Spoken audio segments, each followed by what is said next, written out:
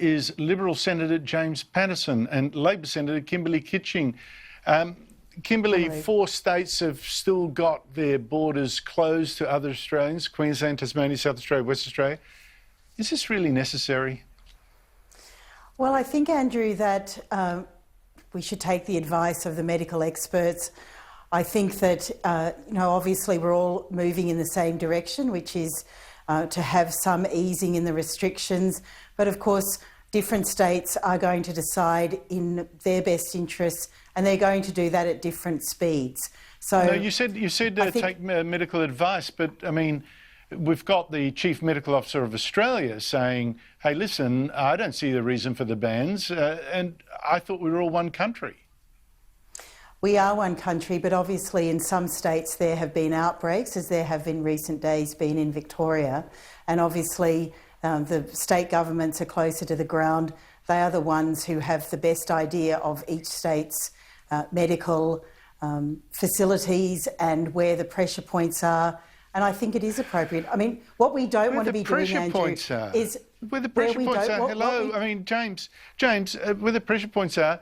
South Australia doesn't have a single sick person, hasn't had for days, in the entire state. If its health facilities are stretched by having 0 patients, heaven help us.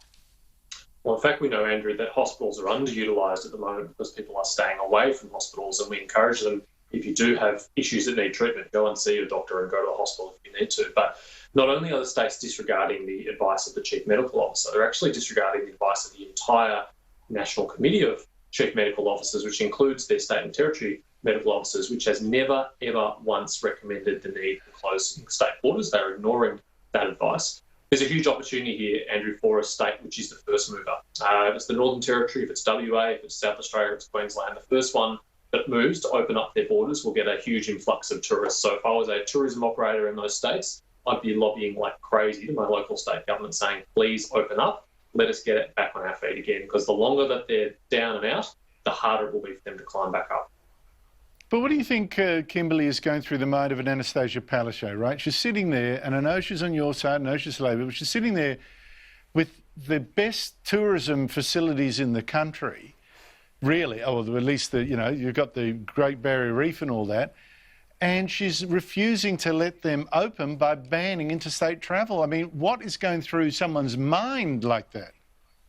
I think what's going through her mind is that if there was a second wave, or if there were outbreaks in Queensland, or, I mean, this applies to any state in Australia, she would be then having to deal with a health crisis, and that is a problem. What health crisis?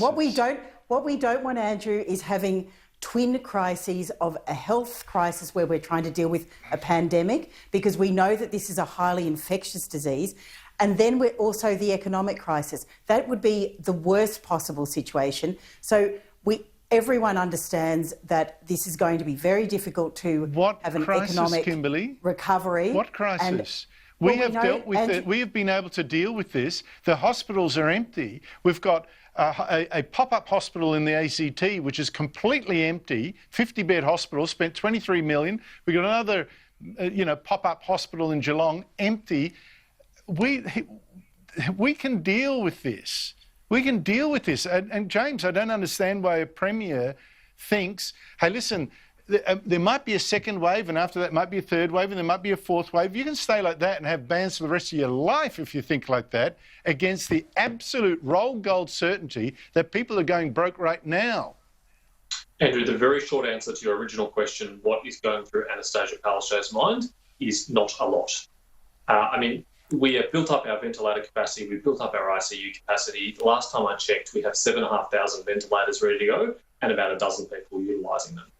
We are way past the time where it's necessary for these ridiculous over-the-top restrictions. They need to be eased. We've got a very clear roadmap to do that. We've got a great tracking, testing and trapping process in place to get on top of these outbreaks if they do happen. We are a better place than anywhere in the world to deal with this, and it's about time we let people get back to their lives and let them run their businesses again. Now, it's interesting, New South Wales is starting perhaps to relax rules a bit ahead of some other states, but still too slowly, but still. One of the new rules, though, is that buses can now start carrying passengers, but only 12 in a 60-seat bus. and 32 people can ride a train carriage to keep distance. Here's what I find really interesting, Kimberly. Bus operators are now saying, how can they enforce this? We're not going to make our staff enforce this. There might be violence and all that, which tells me that a lot of travellers would rather crowd the buses and trains, take their chances, because they prefer to take the risk, the really small risk, rather than follow the government's rules. Shouldn't we go back to that?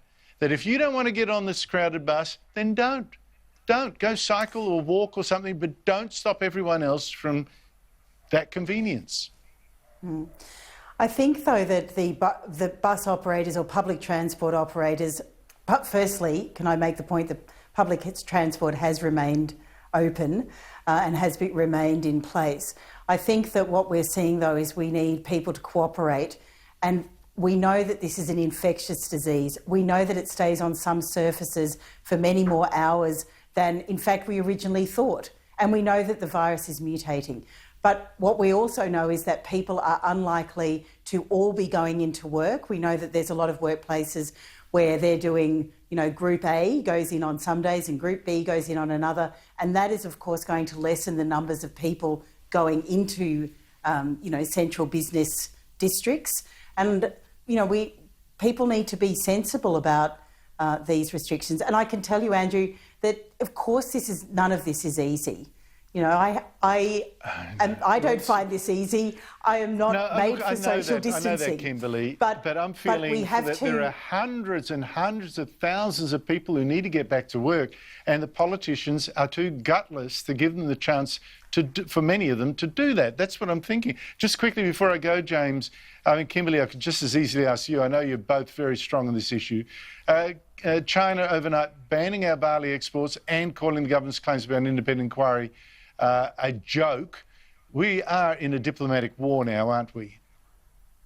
James? Andrew, you cop the heaviest flack when you are over the target, and I think that Ambassador of the Embassy's comments today are revealing in that. I actually feel very sorry for the Ambassador to Australia. I imagine his masters in Beijing are very unhappy with his performance. Despite his wild threats to Australia, we have persisted, we've held strong, we've pursued our national interests, and in this case, the global interests, for an independent investigation into the origins and the handling of the coronavirus, and he has utterly failed to dissuade us from that path. So he won't be looking forward to his next return trip to Beijing, and no wonder he's lashing out the way he is. Well, we might have to offer him asylum. How about that? Why don't we publicly offer... Kimberly, you can do that. You're up for something like that. Offer the Chinese ambassador asylum. See what happens there. I didn't feel I was just going to say, Andrew, I didn't feel his comments showed a great deal of the spirit of cooperation that will be necessary into the coronavirus. Absolutely right. Kimberly Kitching, James Paterson, thank you both so much for your time. Thank you, Andrew. Thanks.